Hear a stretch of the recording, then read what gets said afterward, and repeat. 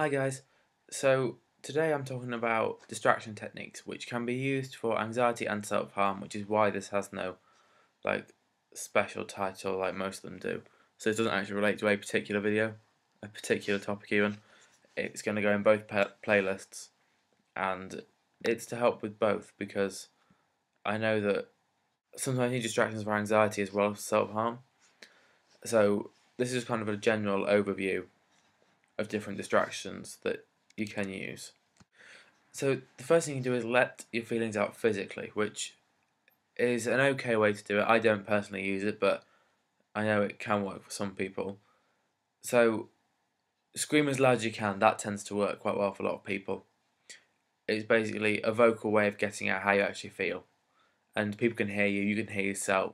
Hitting a cushion, throwing a cushion against the wall, doesn't cause harm to anyone, and it's just really it gets your anger out and your tension out.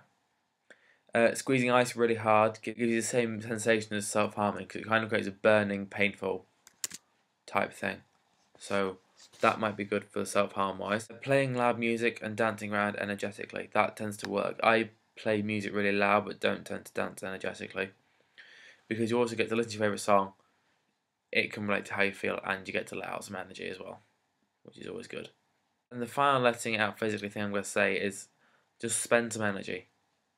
So just use your energy up, get it out loud, because then you'll have no energy left and you'll feel actually quite relaxed afterwards, which is always helpful. Trying to work out how you're feeling. So ask yourself, do you feel angry? Do you feel anxious?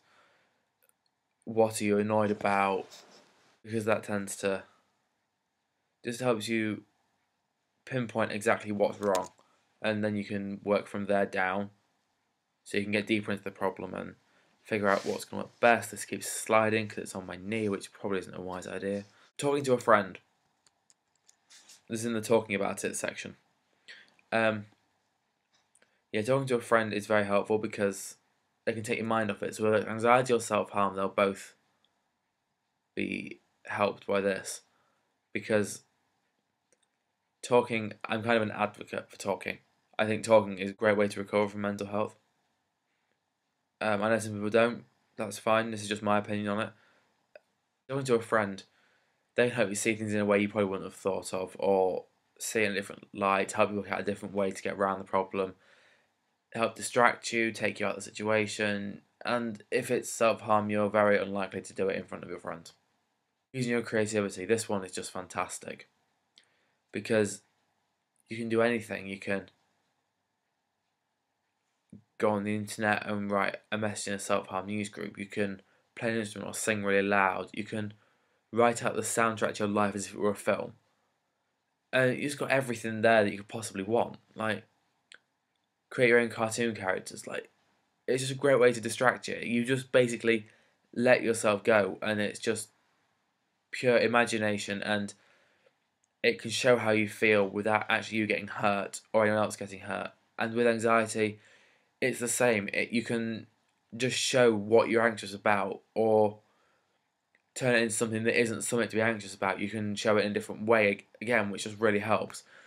Writing a diary, that really helps because you can keep a track of exactly how you're feeling. And the thing I would say is you can read old diaries, but if they are self-harm related, then I wouldn't because they could be triggering. This one, people love eating chocolate because chocolate tends to release these happy hormones that we all love, commonly known as endorphins. So chocolate is really good. Staying in bed. This one is good and bad. For self-harm, it's really helpful because it's relaxing and nice. But if it's anxiety, it's not the best unless you're not actually meant to be going anywhere that day. If you don't have plans to go anywhere that day, then staying in bed is good for anxiety because you just relax. Whereas if you're meant to be at school, do not stay in bed. Having a cup of tea or hot chocolate or coffee, they all make you feel nice and warm, and it just keeps your fluids going and keeps yourself just feeling healthy. This one, however, doesn't keep you feeling healthy, but I'm going to say it anyway. Smoke a cigarette because we all know that they release the happy hormones. Don't just go and start smoking because I told you to. This is if you do already smoke. Yeah,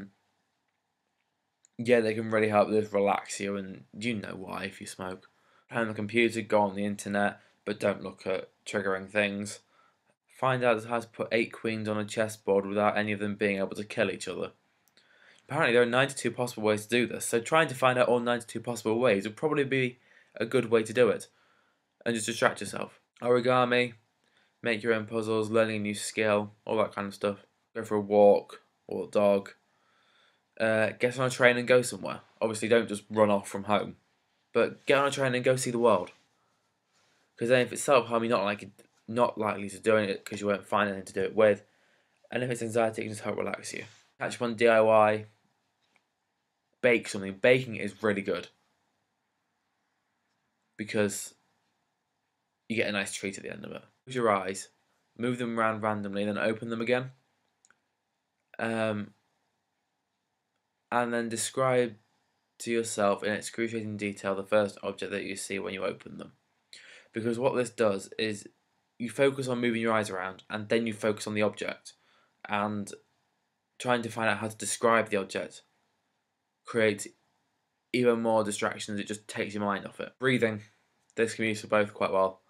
So get a watch or a clock or something that has the seconds on it, and just count the seconds and follow the second hand and breathe to it, because it really helps. Choose a category of objects, so like fruits, and try to name one for each letter of the alphabet. Obviously I haven't covered all the distraction techniques because we will be here for ages. I've just done the ones that I've tried and I think work quite well.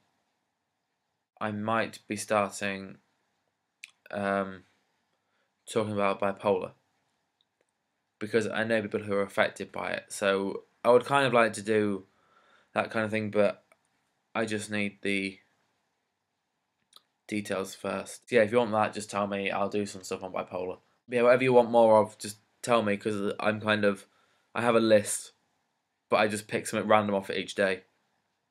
So if you want more on self-harm, tell me. More on anxiety, tell me, or OCD. Thanks for watching, guys, and have a fantastic weekend.